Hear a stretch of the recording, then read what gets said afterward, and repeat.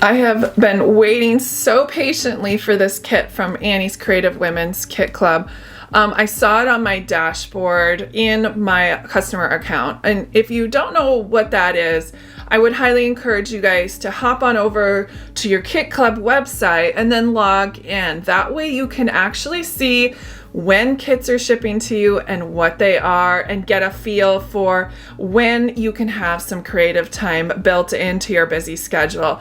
I am very excited to get this started. I just think this tobacco basket is going to look fantastic on my wall in my living room, and I just am so excited. So I'm going to go ahead and get started and check out what we need to do to get this really cute farmhouse style basket ready to go. Everything is all pre-cut now with all of my reeds. That was a very easy process. Just use a pair of scissors, and now it's time for us to paint. I know that the kit comes generously with a paintbrush, and I have decided to use my own little foam brush, and the reason only is because I'm so anxious to get this done. I thought it would be great to have something that was about the same diameter. And then I'm going to add a couple tablespoons of just plain water.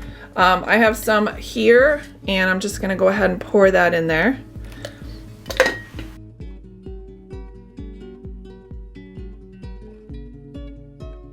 So now I've just swirled those two together, and now I'm ready to paint. I did cover my work surface with a piece of wax paper, so I've got that. And these strips are kind of like in this shape, and that's how I'm going to let them like hang, because I kind of like the fact that they're keeping their shape. So I'm going to just go ahead and start painting. And I love whitewashing because it gives that worn old farmhouse, old time look. And see, I've already gotten one side of this, and the awesome part about this type of painting is that you don't really have to have be really pretty about it. It is just get her done and get going with the paint.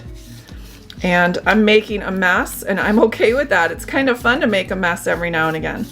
So I'm gonna go ahead and leave that one all done and start my next. I only have, I don't know, 7 more to go. All right, I'll put it on fast forward and get it done for you.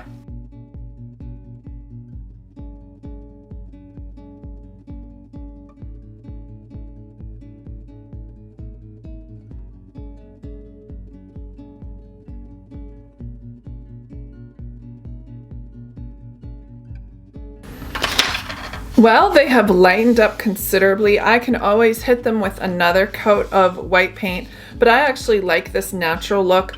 And I know, as the instructions stated, that you are, prior to painting them, grabbing the enclosed sandpaper and sandpapering them before you paint them.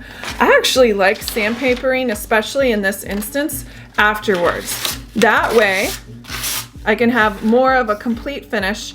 And also it gets rid of some of the imperfections with the painting. And the third reason I like to do it is because, again, it looks a little bit more old-fashioned and antiqued.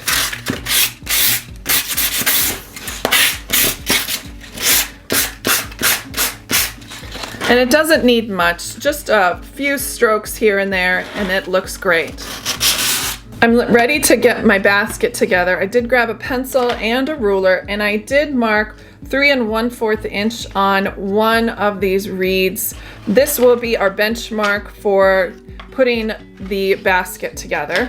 I'm going to grab my first reed and make sure that the opposite end over here is also 3 1/4 inches.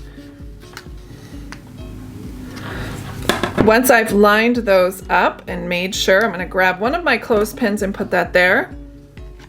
See how that measures almost perfectly right there. Then I'm going to go ahead and grab another reed and work from the outside in. So if this one's on top, the next one will be bottom, top, and then the last one will be bottom. So it's the opposite of our first one. Again, grabbing our ruler and making sure that this edge right here is 3 1/4 inches.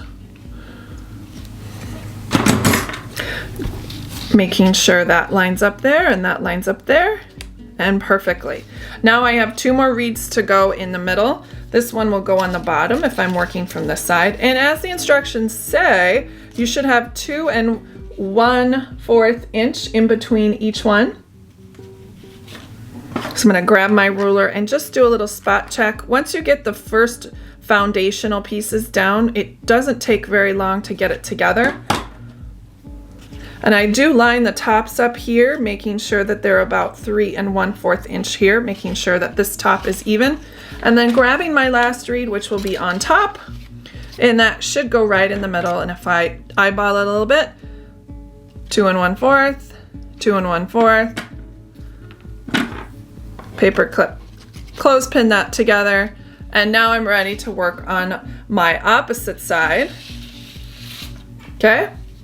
Once you do both opposite sides, the 2 in the middle will go really quickly.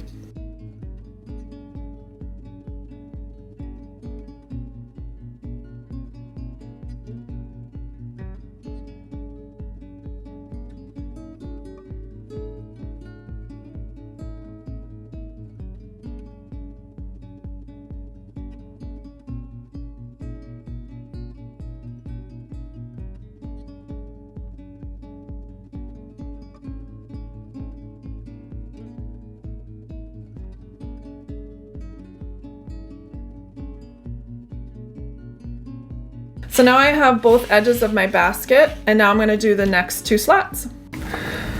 For the next step, I'm going to grab my all-purpose white glue and I'm going to put it on the backer board that came in the kit. And this is where I'm going to be using the enclosed paintbrush. I want to make sure I get glue all up in the reeds, and I'm going to take off the paper clip. Put down the glue, put back the reed, and work my way down. That way I think I'm getting an adequate amount of glue on each one of these. And it gets in where it'll be a little bit more challenging near the other end, so I can cake that.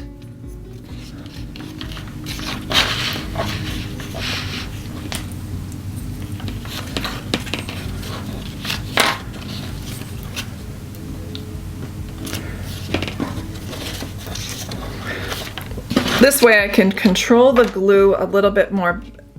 This way I can control the placement of the glue and the amount better than when I'm squeezing it out of the bottle. It's also, I think, a time saver because it gets you in those grooves, especially when you have secured them already with the clothespins. You can sneak your paintbrush in there, and it's easier than a bottle.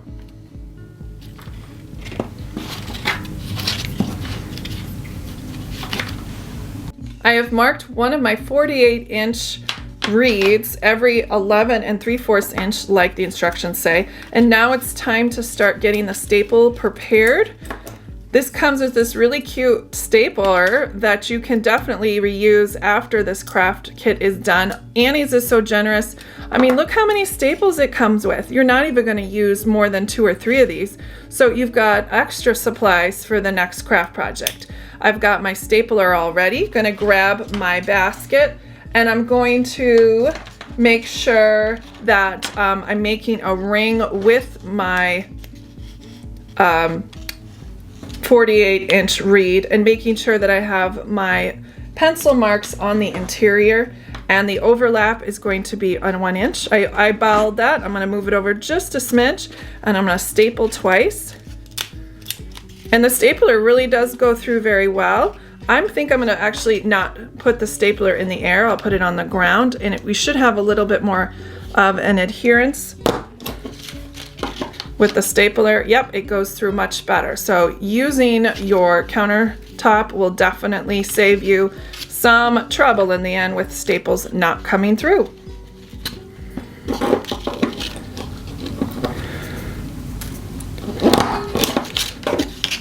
Perfect.